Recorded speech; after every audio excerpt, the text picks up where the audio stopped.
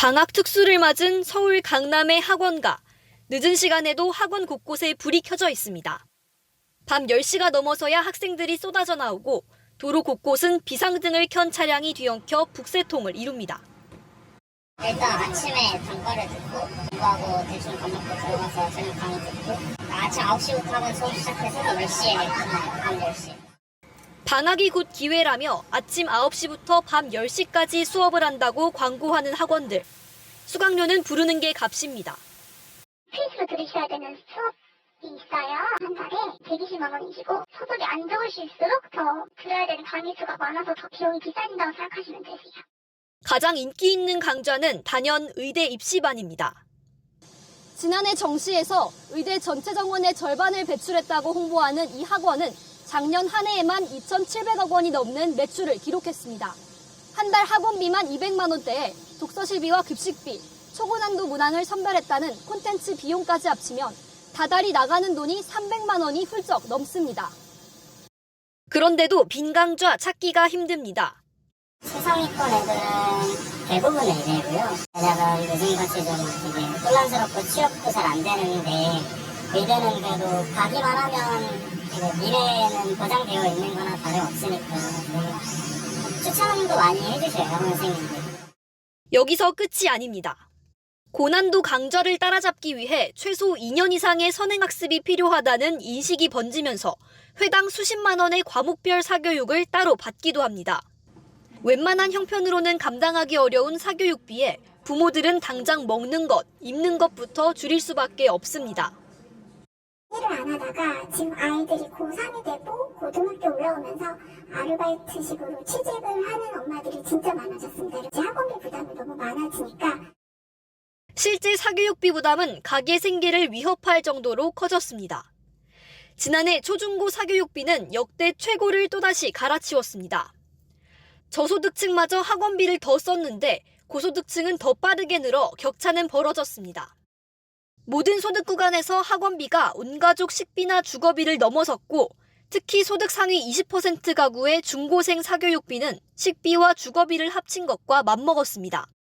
그런데도 학원비를 줄이지 못하는 건 학교 수업만으론 도저히 못 푸는 문제 몇 개에 바늘구멍 입시가 결정된다는 압박 때문입니다.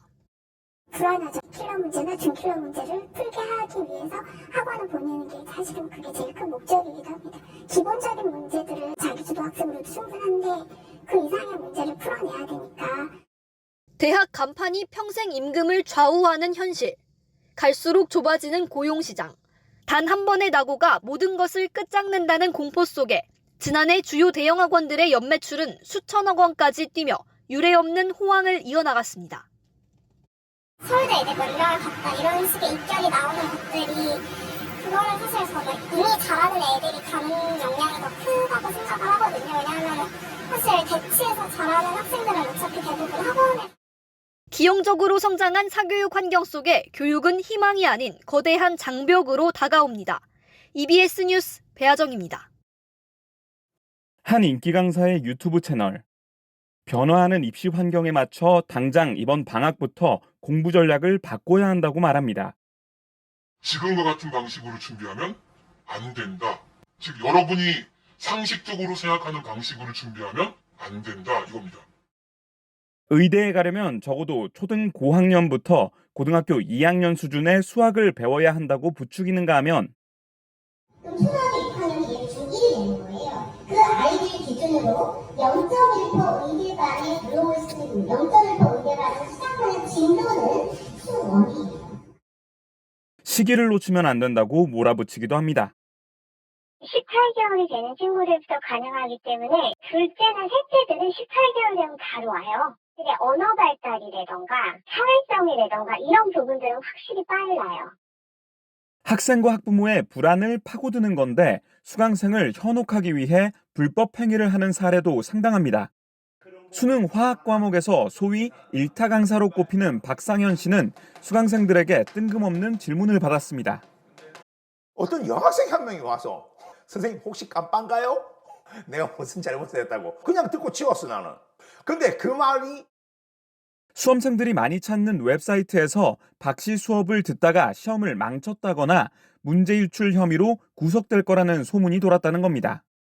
여기에 외모와 인격까지 비방하는 게시물이 동시다발적으로 올라왔는데 알고 보니 경쟁업체에서 벌인 댓글 공작이었습니다.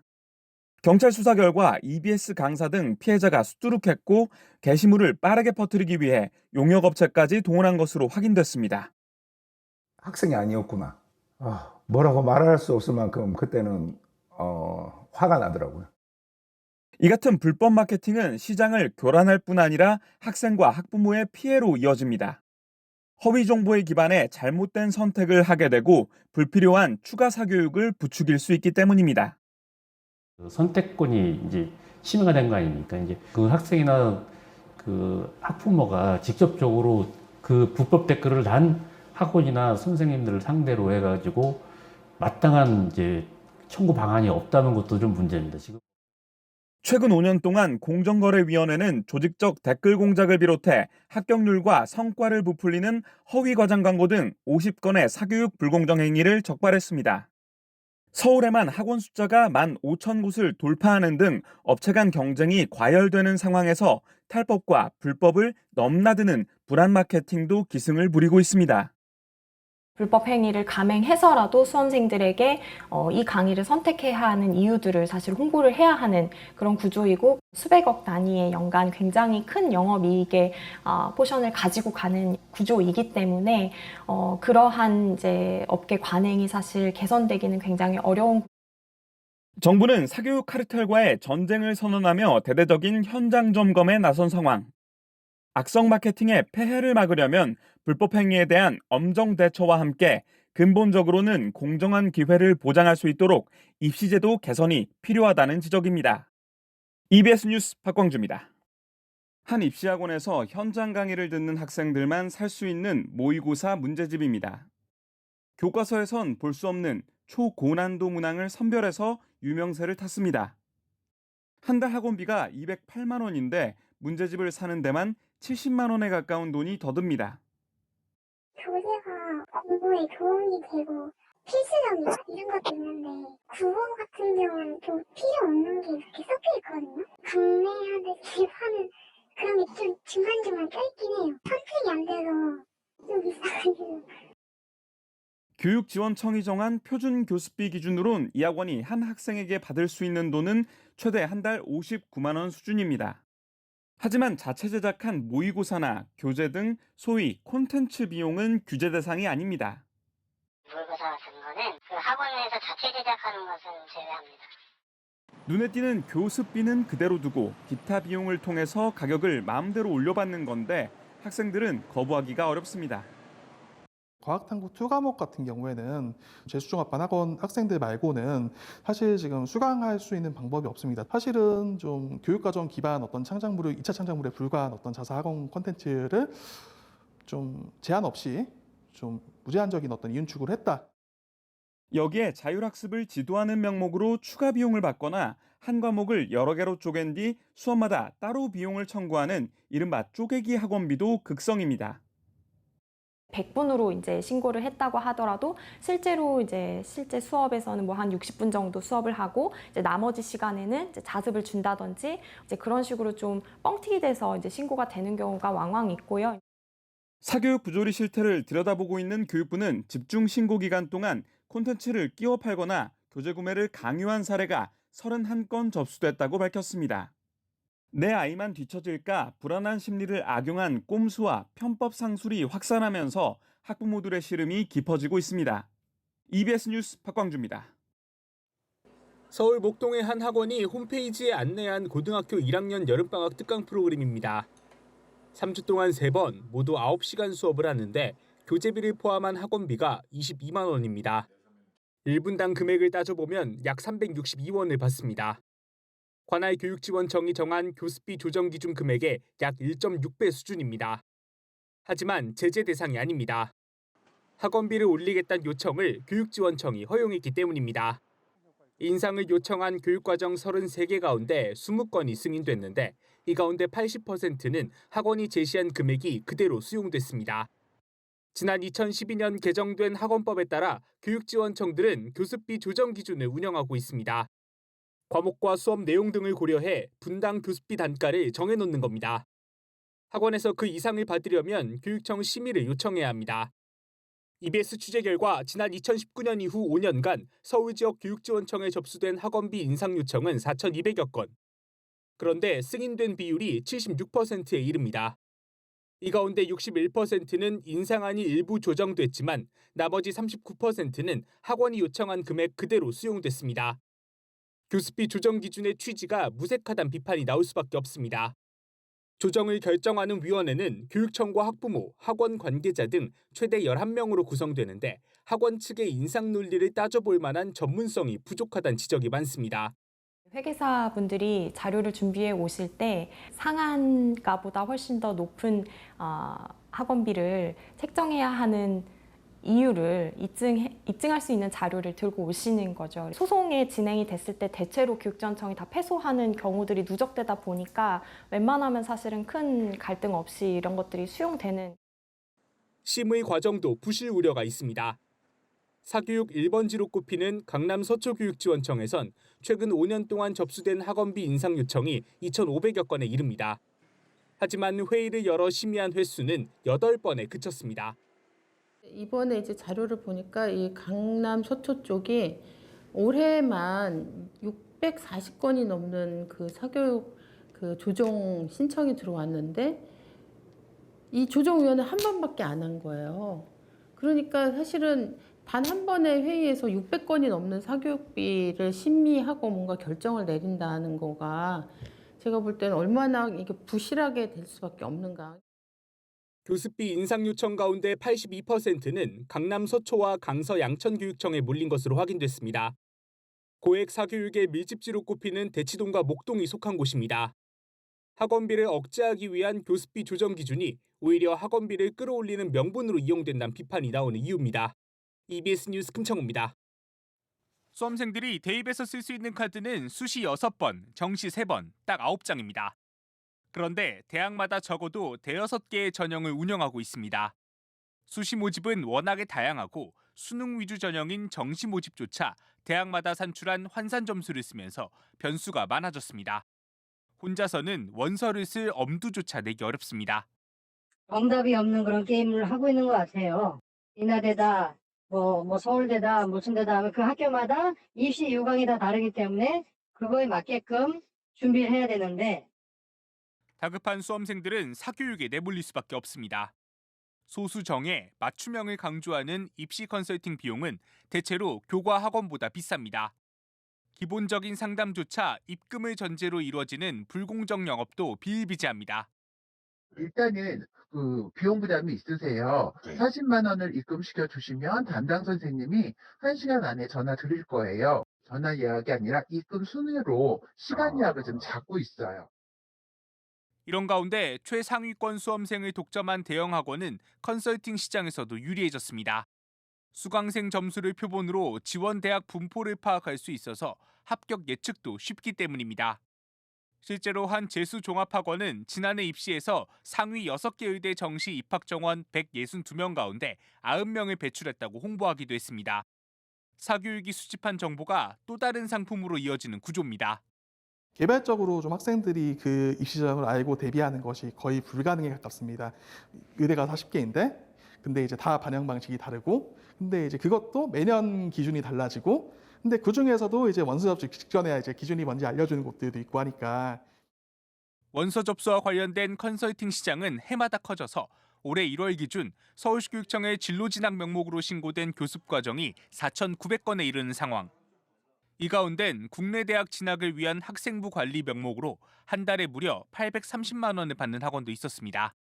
고가의 컨설팅 시장을 정상화하려면 누구나 쉽게 입시 정보에 접근할 수 있는 환경을 조성하고 대학마다 복잡한 성적 반영 방식 등을 고칠 필요도 있습니다. EBS 뉴스 금청우입니다. 고등학교 3학년 자녀를 둔 이 학부모는 올해 수시 모집 기회 6번을 모두 논술 전형에 쓰기로 했습니다. 부족한 교과 성적을 만회할 수 있다는 기대 때문입니다. 그런데 학원 상담을 해보곤 깜짝 놀랐습니다. 대학별로 수업이 각각 열리기 때문에 원서 6번을 쓰려면 6개 과목을 수강하는 것이나 마찬가지였기 때문입니다. 논술은 학교를 정해서 준비를 해야 되는 부분이 있어서 많이 비싸고 이제 입시가 임박해 있을 때 준비를 많이 해주시기 때문에 개인 과외는 한 달에 200~300 되는 데도 있고 간절한 거를 이용하는 거죠. 올해 수시 모집에서 논술 전형으로 뽑는 인원은 수도권에서만 9,400여 명으로 지난해보다 340명이 늘었습니다. 특히 서울 주요 대학 15곳은 논술 전형으로 수시 모집 정원의 18.2%를 뽑습니다. 문제는 논술 시험의 유형과 채점 기준이 대학마다 천차만별이라는 겁니다. 학원들도 이런 상황을 이용해 불안감을 부추깁니다. 제가 여기 논술학원에서 여기서 12년을 있었거든요. 여기 같은 경우에는 학원을 안 다니고서는 듣는 학생을 본 적이 없어요. 그러니까 이게 학교들마다 약간씩 다 전략을 잡고 가셔야 되는 부분이라서 난이도도 교과 과정을 넘어서는 사례가 많습니다. 한 사립대학이 지난해 출제한 자연계 논술 시험. 집합의 길이 등 대학에서 배우는 측도와 정수론의 개념이 적용된 문제를 출제했습니다. 한 교육시민단체의 조사 결과 지난해 서울 주요 대학 15곳이 출제한 논술과 구술고사 수학 문제에서 교육과정을 벗어난 비율은 35.7%로 전년의 2배 가까이 증가했습니다. 현직 교사 17명과 교육과정 전문가 2명이 심층 분석한 결과입니다. 학교에서는 사실 논술 수업을 해주질 않으니까 대학교 논술은 일단 좀 어렵잖아요. 기본적으로 학교 내신 시험보다 훨씬. 학교에서 수업하기는 살짝 어려운 부분이 없지 않나 싶어요. 그런데도 학생들이 논술을 포기 못하는 건 내신과 비교과 반영률이 낮아 학생부의 약점을 보완할 수 있는 전형이기 때문입니다. 실제 경쟁률이 수십 대 1은 기본이고 의학 계열 등 인기 학과는 수백 대 1에 이릅니다. 교육부 관계자는 이런 상황을 잘 알고 있다면서 앞으로 출제 당국의 입장이 아니라 수험생과 학부모의 눈높이에 맞춰 교육과정 내 출제에 대한 기준을 강화하겠다고 밝혔습니다. 이를 위해 하반기 예정된 수시 논술과 관련해서도 위법 사항을 폭넓게 조사할 방침입니다. EBS 뉴스 배아정입니다. 오후 1시 40분. 학교를 마친 7살 리호의 일과는 일하다 짬을 내어 외출한 아빠의 수송작전으로 시작됩니다. 가장 먼저 도착한 곳은 엄마가 일하는 네일샵. 학원 가기 전 잠시 비는 시간을 이곳에서 보냅니다. 엄마 이거 모르겠는데. 빼가도 돼? 여기 있구만. 손님들이 떠나자 서둘러 엄마와 학원으로 향하는 리호. 일은 어렵지 않은데 그래도 집중이 잘 안 되죠. 계속 리호를 신경 써야 되니까. 학원 끝내고 또 학원. 빽빽한 시간표는 오후 6시가 돼서야 끝이 납니다. 수학 모를 때 엄마가 가르쳐줬으면 좋겠어요. 엄마 아빠랑 놀고 싶어요. 이제 막 입학한 리오가 무더위 속에서도 종일 학원을 돌아야 하는 건 돌봄 교실에서 탈락했기 때문입니다. 엄마가 수술을 받느라 가게를 쉬었다는 이유로 3순위에서도 밀린 게 원인이었습니다. 매달 쓰는 학원비만 60만 원에 체력 소모도 이만저만이 아닙니다. 막막했어요. 울었어요 그때. 너무 놀래가지고 당연히 될 줄 알았는데 안 되니까. 지난해 초등학생 1인당 사교육비는 37만 2천 원으로 전년보다 13.4% 늘었습니다. 중고등학생보다 높은 증가율입니다. 사교육받는 비율은 85.2%, 참여 시간도 일주일에 7.4시간으로 모두 고등학생을 훨씬 앞질렀습니다. 이렇게 학원에 보내야만 하는 이유 역시 학교 후 돌봄이 필요해서라는 응답이 28.6%로 많았습니다. 실제 돌봄 교실에 탈락해 대기 중인 학생은 올해 4월 기준으로 8,700명이 넘습니다. 방과 후 학교 참여율도 지난해 기준 36%에 그쳐 코로나 이전 수준을 회복하지 못했습니다. 역대 최고 수준으로 치솟으며 전체 사교육비 상승을 주도하고 있는 초등사교육비. 학부모 눈높이에 맞춘 돌봄 서비스 제공에 해결의 실마리가 있습니다. EBS 뉴스 서진석입니다. 두 자녀를 둔 워킹맘 수영 씨. 첫 아이가 3학년이 되자마자 2년 동안 잘 다니던 돌봄 교실에서 떨어졌습니다. 돌봄 교실이 1, 2학년 위주로 운영되다 보니 3학년을 위한 자리는 적었기 때문입니다. 결국 학원을 5곳이나 등록해 빈 시간을 메워야 했습니다. 아이도 힘들어하는데 이게 어쩔 수 없더라고요. 봐줄 사람이 없으니까 아무래도 계속 학원을 돌리게 되더라고요. 학원 계획도 이제 만만치 않고. 초등학생 자녀를 둔 학부모 10명 가운데 8명은 올해 수요조사에서 할 수만 있다면 돌봄 교실에 보내고 싶다고 응답했습니다. 하지만 저학년, 맞벌이 등으로 자격이 제한돼 있어 지원부터가 까다롭습니다.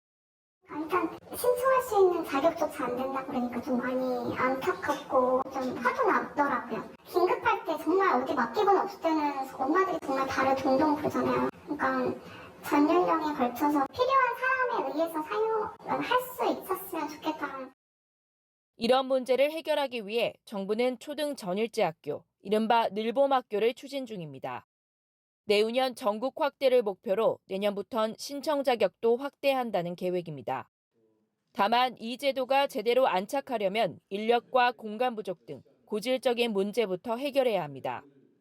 늘봄 학교가 학교의 교육력 강화에 본질적인 교육력 강화에 조금이라도 부담이 돼서는 이건 성공하지 못한다 하는 입장을 저희가 전달을 했습니다. 늘봄학교는 다음 학기부터 시범교육청을 8곳, 학교는 300여 개로 늘려 시행하게 됩니다. 공급 확대에만 그치지 않고 과감한 지원을 통해 교육과 돌봄의 질을 끌어올리는 것이 성공을 좌우할 열쇠가 될 것으로 보입니다. EBS 뉴스 이상미입니다. 13년째 방과후 학교에서 공예 강사로 일해온 이모 씨. 올해 초 앞으로는 위탁업체에서 지정한 업체의 커리큘럼과 재료를 사용해야만 한다고 통보받았습니다. 문제는 업체가 제공한 커리큘럼과 재료가 100분 수업을 채우기 어려울 정도로 부실했던 겁니다. 이대로는 수업의 질이 떨어진다고 항의해봤지만 달라지는 건 없었습니다. 수업에 대한 주도권이 없고 그냥 주는 대로만 수업을 진행을 한 거죠. 100분 수업이 될 수 없는 커리를 주고 수업을 하라고 하니 위탁업체가 특정 교재만 사용하도록 강요하거나 재료비의 일부를 떼어가는 사례도 비일비재합니다. 내가 조금 손해를 보도 저는 좋은 재료를 쓰고 항상 신선한 재료를 썼는데 수업을 1년 정도를 했는데 학부모가 저한테 전화가 왔어요. 무슨 이런 재료를 갖고 요리를 하냐고. 이런 일이 생기는 원인은 계약 방식에서 찾을 수 있습니다. 학교에서 위탁업체 선정할 때 보통 최저가 입찰을 하다 보니 일부 업체들이 교재나 재료비까지 손을 대서 무리하게 가격을 낮추는 겁니다. 결국 피해는 학생들에게 돌아갈 수밖에 없습니다. 업체가 쓰는 재료를 쓸 경우에는 저가에 이게 이득을 남겨야 되니까요. 업체 입장에서는 일단 재료를 단가를 낮은 걸 쓰고 학부모한테는 비싸게 받는 거죠. 그러면 이득 마진이 생기겠죠. 강사의 질 관리도 문제입니다. 위탁업체는 보통 운영비 명목으로 강사비의 20%를 떼가기 때문에 강사의 소득 감소로 이어집니다. 그렇다 보니 경력이 많은 강사들은 업체 위탁학교를 기피하는 경향이 있습니다. 결국 업체에 남는 인력은 낮은 임금에도 부족한 경력을 쌓아야 하는 신입 강사들입니다. 수강 인력이 너무 낮고 그러면 일을 잠깐 하시다가 그만두고 아니면 기존에 이제 경력이 있으신 선생님들의 수업을 안 하시게 되시고 아예 아무것도 모르는 새로운 신입생을 모시다 보니까 어떻게 하다 보면 학생들한테 피해가 가는 것 같아요. 수익을 창출해야 되는 위탁업체로 넘어가서는 하루아침에 선생님이 인사 한마디도 할 시간도 없이 하루아침에 없어져 버리는 거예요. 그러면 상실감이 오는 거예요. 지난 2014년 71.2%에 달했던 방과후 학교 참여율은 8년 만에 47%까지 뚝 떨어졌습니다. 같은 기간 사교육 참여율은 꾸준히 상승해 지난해엔 78%, 역대 최고 기록을 또 갈아치웠습니다. EBS 뉴스 금창우입니다. 지난해 방과후 학교 프로그램이 있는 초등학교 10곳 가운데 3곳은 외부 업체에 운영을 맡겼습니다. 이 가운데 프로그램을 짜고 강사를 선발하는 등 운영 전반을 업체에 맡긴 학교는 889곳으로 전체의 14.1%입니다. 교육부와 교육청은 이 학교들을 대상으로 업체 위탁 운영에 문제가 없는지 점검 중입니다. 업체 선정은 공정하게 이루어졌는지, 강사 처우 문제나 자격 검증에는 문제가 없는지 들여다보겠다는 겁니다. 이를 바탕으로 올해 하반기에는 제도 개선 방안을 마련합니다. 동시에 개별 학교에 대한 정부와 교육청의 지원도 강화해 나갈 계획입니다. 방과 후 학교 운영을 업체에 맡기는 비율을 살펴보면 광주와 경남, 부산은 전체 위탁 비율이 1% 이하입니다. 모두 교육청에서 단위 학교를 적극적으로 지원하는 지역입니다. 광주는 방과 후 학교 업무를 전담하는 인력을 각 학교에 배치했고, 부산은 수강 신청과 회계 관리 등 업무를 교육지원청에서 전담하고 있습니다. 이렇게 되면 개별 학교가 운영 부담 때문에 위탁업체에 의존해야 할 필요가 줄어듭니다. 지원청별로 4, 5명씩 방과 후 학교 지원 전담 인력을 배치하였고요. 총 24명을 배치했습니다. 방과 후 학교 업무 지원 시스템의 운영 지원, 그리고 회계, 자유수강권 관리 지원, 민원 상담 지원을 하고 있습니다. 교육청에서 체계적으로 방과 후 학교 업무 지원에 나서면서 교육에 대한 만족도는 올라갔습니다. 지난해 부산 지역의 방과 후 학교 만족도는 학생 91.7%, 학부모 93.2%로 전국 평균보다 높았습니다. 사교육 대책을 내놓을 때마다 빠지지 않고 등장하는 방과 후 학교. 개별 학교의 운영 부담을 줄여 교육의 질에 집중하도록 돕는 데 성공의 열쇠가 있습니다. EBS 뉴스 이상미입니다. 서울 강남의 이 영어학원 유치부는 한 해 원비가 2,600만 원입니다. 4년제 대학 연평균 등록금의 4배 수준입니다. 입학 자격을 얻으려면 영재검사에서 상위 5% 성적표를 받아와야 합니다. 15만 원을 줘야 하는 검사인데 이미 예약이 올해 말까지 꽉 찼습니다. 순번이 좀 많이 길어서 정확하게 어머니 순번이 언제 온다라고 말씀드리기는 어려운 상황이시고요. 그럼 내년까지도 사실 안 될 수도 있는 거네요. 저희도 그거는 알 수가 없어요. 유아 대상 영어학원, 이른바 영어유치원의 월 평균 학원비는 175만 원으로 사립유치원의 10배에 이릅니다. 급식비와 차량 운행비, 방과 후 과정은 또 별도 금액입니다. 부담이 크죠. 방과 후 수업 추가하면은 거의 하나당 200 정도씩은 들어가는 것 같아요. 전체 소득의 거의 반 이상은 나가는 것 같아요. 하지만 이들 기관의 법적 지위는 어디까지나 학원입니다. 아이들의 정서 발달과 다양한 체험보다는 영어학습 기능에 집중하다 보니 부작용도 상당합니다. 이들 기관 상당수는 올해 입학시험에서 이미 영어로 대화는 물론 작문까지 요구합니다. 결국 만 2, 3살부터 수십만 원대의 사교육을 붙여 입학시험을 준비할 수밖에 없습니다. 심지어 기저귀 차고 선생님 무릎에 앉아서 수업하고 그래요, 애기들. 1대1 수업은 그 4세대 파닉스 하는 친구들은 20만 원 진행을 하고요. 어렵게 입학하더라도 문제는 그치지 않습니다. 쓰는 부분도 한글도 잘 쓰지도 못하는데 영어를 계속 강압적으로 쓰게 좀 했었거든요. 그래서 많이 힘들어했던 것 같아요. 전문가들은 발달 단계를 고려하지 않은 외국어 학습은 지속성이 떨어질 뿐 아니라 뇌의 기능을 망가뜨릴 위험이 있다고 우려합니다. 모국어로 사고가 확장이 안 됐는데 그냥 영어로만 되는 게 아니에요. 엄마의 언어를 사용하지 않았던 집단이 이 전전두엽 기능이 굉장히 현저하게 통계적으로 유의미하게 낮았어요. 점점 더 그것이 학령기에 가면 학습에 지대한 영향을 미친다라는 거죠. 영어 학습의 적기를 놓고는 이견이 있지만 적어도 한 살이라도 어릴 때 시작해야 한다는 사교육 업계의 주장은 이론적 근거가 부족하다는 게 전문가들의 중론입니다. EBS 뉴스 진태입니다. 올해 초 인천의 한 유아 영어 학원에 아이를 보낸 이 학부모는 강사가 아이를 함부로 다루는 모습을 보고 깜짝 놀랐습니다.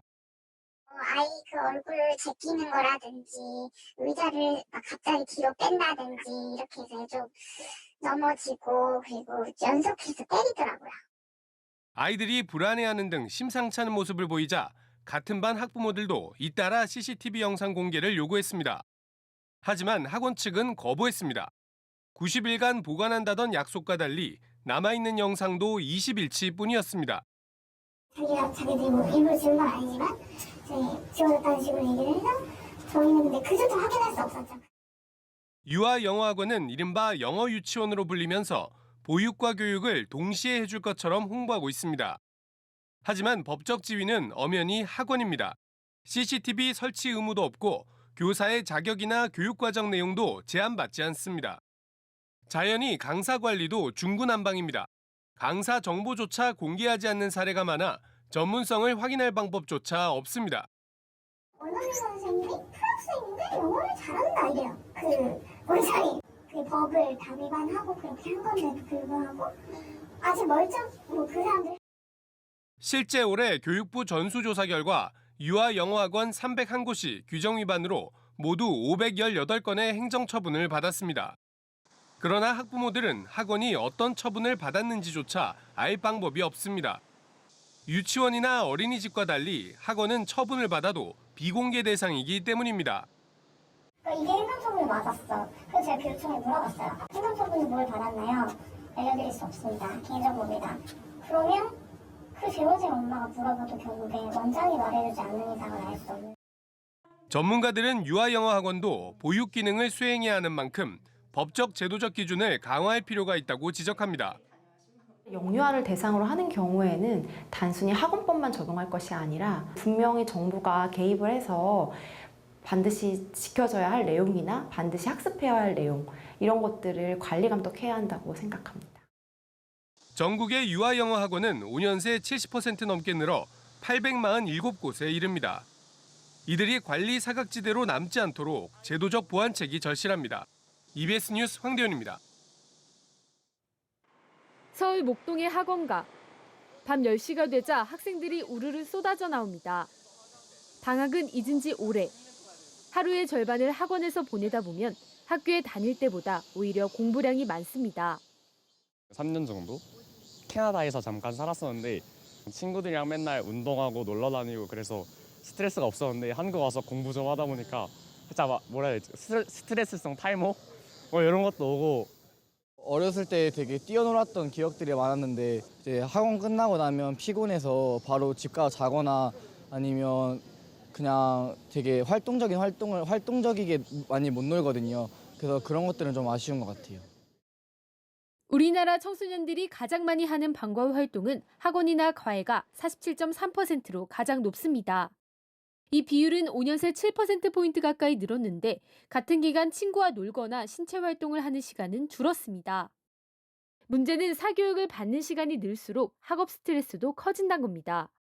한 연구에 따르면 사교육에 참여하는 학생이 그렇지 않은 학생보다 학업 스트레스를 더 많이 받는 것으로 나타났습니다. 특히 사교육에 더 많은 시간을 쏟을수록 학업 스트레스는 증가하는 것으로 나타났습니다. 어릴 때부터 계속 똑같은 사교육을 많이 하다 보니까 그냥 루틴처럼 돼버리고 그게 고3까지 너무 오랫동안 하다 보니까 자기도 그게 스트레스인지 모르고 지나가는 경우가 되게 많다고. 자신도 모르게 쌓인 스트레스는 마음의 병으로 이어지기도 합니다. 최근 조사 결과 청소년 10명 중 4명은 스트레스를 대단히 많이 또는 많이 느끼고 있었고 일상생활을 중단할 정도의 우울감을 겪은 사례도 10명 중 3명에 달했습니다. 특히 이 과도한 학업 스트레스는 우울감, 불안감만 야기할 뿐만이 아니라 그 학습에도 부정적 영향을 미칩니다. 장기간 학업 스트레스를 겪게 되면은 사실은 뇌세포의 사멸로 뇌기능이 떨어질 수 있다. 마음 놓고 쉬어볼 틈도 없이 학원가를 돌며 지쳐가는 아이들. 행복지수는 지난 10년간 OECD 꼴찌 수준을 벗어나지 못하고 있습니다. EBS 뉴스 진태입니다. 사교육비 전체 규모는 20조 원이 넘는 것으로 추정됐습니다. 네, 지난해 우리나라 사교육비 지출 규모가 21조 원에 육박하는 것으로 조사됐습니다. 특히 경기 침체로 저소득층의 어려움이 커지면서 해마다 오르던 사교육비가 처음으로 꺾인 건 2010년입니다. 중산층의 삶을 위협하는 5대 요소 중 하나로 사교육비를 정조준한 시기입니다.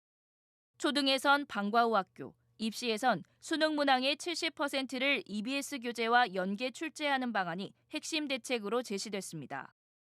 사교육비 경감이라는 정부 정책에 부응하고자 70% 이상의 문항을 EBS 교재 및 강의 내용과 연계하여 출제했습니다. 하지만 효과는 단 2년에 그쳤습니다. 수준별 수능 도입 논란과 맞물려 사교육비가 다시 꿈틀대기 시작한 겁니다. 여기에 2015년부터 사교육 경감 대책 발표가 중단되는 등 정책 동력이 떨어진 데다 입시 제도의 잦은 변화가 이어지면서 사교육비는 무서운 속도로 치솟았습니다. 제도가 바뀌어지면 학교 현장에서는 기존의 틀에 대해서 나름대로 또 적응 좀 하려고 하면 박하져 버리잖아요. 지방 같은 경우는 사교육 기관들도 물론 큰 중소도시는 있죠. 근데 작은 곳 같은 경우는 없지 않습니까? 수준별 수능 철회와 영어 평가 방식의 변화, EBS 연계 감소, 문이과 통합 수능 등 수능 체제의 굵직한 변화가 2015년 이후에만 5차례. 그때마다 불안 심리를 타고 사교육비는 해마다 역대 최고 기록을 갈아치웠습니다. 코로나19로 학원가가 일괄 폐쇄된 2020년, 사교육비는 다시 한번 소강 상태를 보였지만 억눌린 수요가 이듬해에 폭발하면서 21%, 역대 최대 폭으로 뛰었습니다. 그리고 지난해엔 무려 26조 원.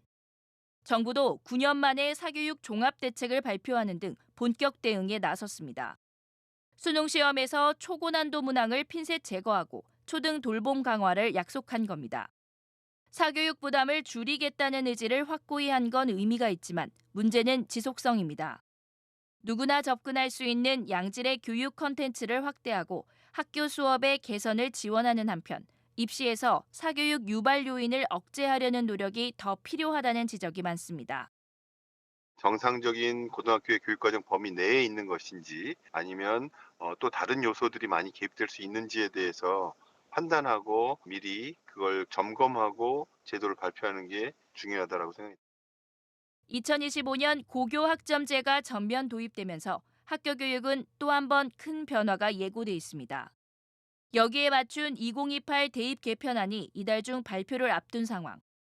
공교육을 정상화하고 사교육 유발 요인을 충분히 억제할 수 있는 방향으로 대입 제도가 개편될 수 있을지 학교 현장에 관심이 쏠리고 있습니다.